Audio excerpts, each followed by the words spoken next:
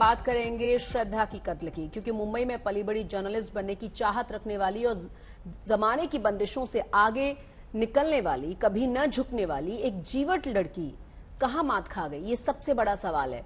जो बॉयफ्रेंड उसे मारा पीटा करता था, आखिर श्रद्धा वालकर उससे शादी क्यों करना चाहती थी? जो लड़की अपने परिवार के खिलाफ विद्रोह कर सकती थी, इंस्टा प्रोफाइल में अपना नाम रेबेल रख सकती थी, तो क्यों वो अपने बॉयफ्रेंड की मारपीट सहती रही? श्रद्धा, उसके परिवार और दोस्तों सबने उसको चेताया था कि लड़का सही नहीं है, लेकिन बावजूद इसके प्रेम में डूबी श्रद्धा को अपने प्यार पर बहुत ज्यादा भरोसा था।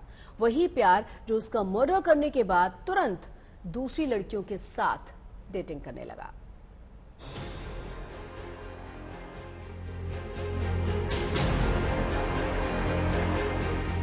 पूरा देश 27 साल की श्रद्धा वालकर के मर्डर से सन्न है। अपने प्यार के लिए श्रद्धा की अगाध श्रद्धा अचरज में डालती है तो बॉयफ्रेंड आफताब पूनावाला की दुष्टता और वहशीपन हैरान कर देता है। कॉन्वेंट में पढ़ी श्रद्धा वालकर आफताब के साथ रहने के लिए अपने परिवार से रिश्ते तोड़ चुकी थी, दोस्तों से कटने लगी थी। दोनों मुंबई में साथ जॉब करते थे, पर दिल्ली में सिर्फ आफताब के पास नौकरी थी, श्रद्धा के पास नहीं। श्रद्धा जहां अपने परिवार से कट चुकी थी, आफताब के अपने पूरे घर के साथ सामान्य रिश्ते थे। यहां तक कि वसई के यूनिक पार्क सोसाइटी के इस फ्लैट को खाली करके उसका परिवार 15 दिन पहले मुंबई शिफ्ट हुआ तो आफताब एक अच्छे बेटे की तरह सामान शिफ्ट करवाने दिल्ली से मुंबई गया। उधर श्रद्धा आफताब का ही नहीं, उसके परिवार का भी दिल जीतने की कोशिश किया करती थी। अपने भाई पिता से दूरी बना चुकी श्रद्धा आफताब के परिवार से मिलती रहती थी। वो उसके परिवारजनों से भी मिलती थी। उसके परिवार में उसके माता पिता के अलावा उसका एक छोटा भाई भी था, जिनसे वो मिलने यहाँ पर आया करती थी।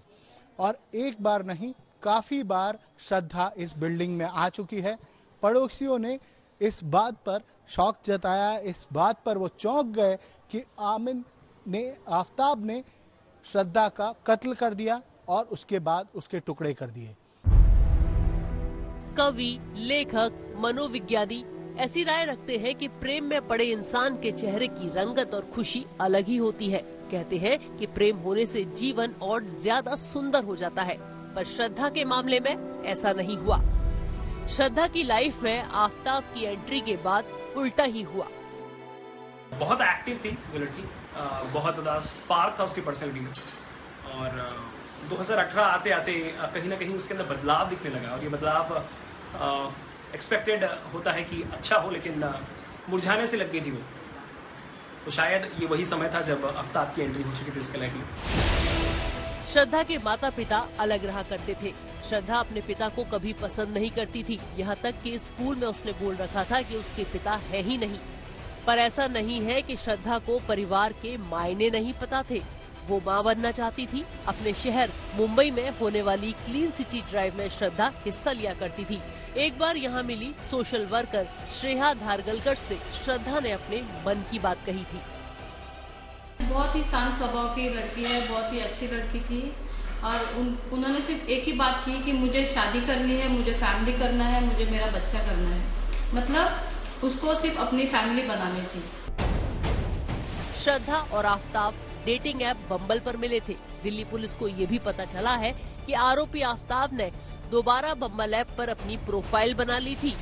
दिल्ली पुलिस बम्बल ऐप से इस बारे में जानकारी ले रही है ताकि उन महिलाओं की डिटेल मिल सके जो आफताब के घर उस समय उससे मिलने आई जब श्रद्धा की बॉडी रेफ्रिजरेटर के अंदर रखी हुई थी। पुलिस ये भी पता कर रही है कि इनमें से कोई महिला कहीं श्रद्धा के मर्डर की वजह तो नहीं है। श्रद्धा के दोस्त उसके लिए इंसाफ मांग रहे हैं। ये कोई प्रेम कहानी नहीं हो सकती, प्रेम कहानी का अंत ऐसा नहीं होता। इसके पीछे कुछ बहुत बड़ी साजिश हो सकती है। आफताब कौन है, आफताब के मन में क्या है, मेरे ख्याल से इन्वेस्टिगेशन का जो भी चीज़ है वो मैं आशा करूंगा कि जस्टिस मिले श्रद्धा को। पुलिस को आफ्ताब के बताए श्रद्धा की बॉडी के 10 टुकड़े मिल गए हैं। जांच के लिए इन्हें एफएसएल भेज दिया गया है, जहां से ये साफ होगा कि क्या ये मानव शरीर के टुकड़े हैं, अगर हैं तो क्या श्रद्धा की ही बॉडी के टुकड़े हैं। इसके लिए डीएनए टेस्ट होगा। दिल्ली से अरविंद ओझा, हिमांशु मिश्रा और वसई से दिव्येश सिंह के साथ अर्पिता आर्या, आज तक।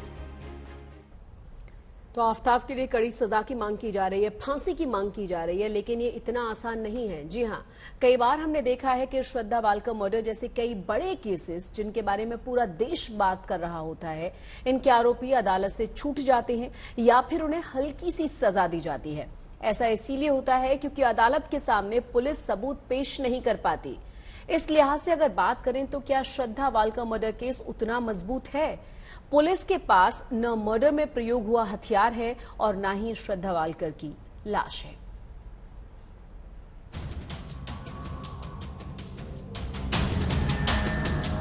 श्रद्धा मर्डर केस में सबूत जुटाना दिल्ली पुलिस के लिए बड़ी चुनौती होने वाला है।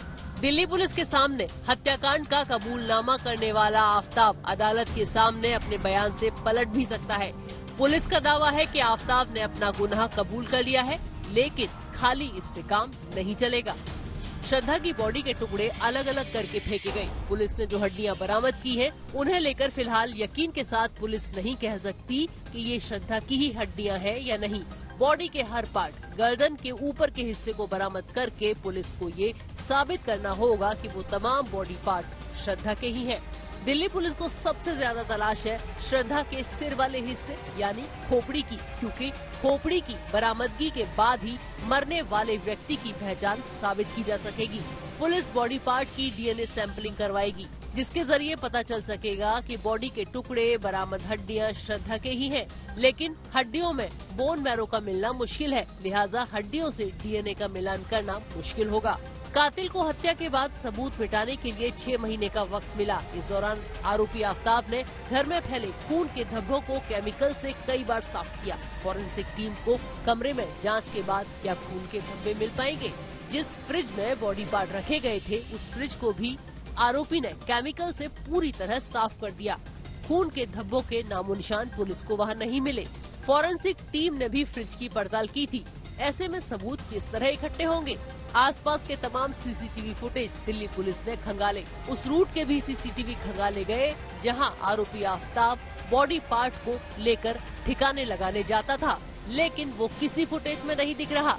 हत्याकांड को 18 मई को अंजाम दिया गया। 6 महीने तक किसी सीसीटीवी का बैकअप रहना मुश्किल होता है। दिल दहला देने वाले श्रद्धा वालकर हत्याकांड में न तो लाश है, न कोई मेडिको लीगल केस, कोई पोस्टमार्टम रिपोर्ट नहीं।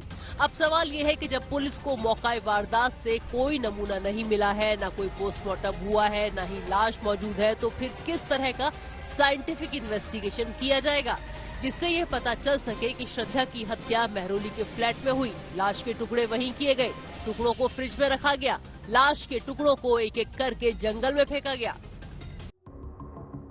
दिल्ली पुलिस को मेहरौली के फ्लैट में कपड़े, बिस्तर, चादर, सोफे, कुर्सी, दीवार और फ्रिज आदि से नमूने लेने होंगे।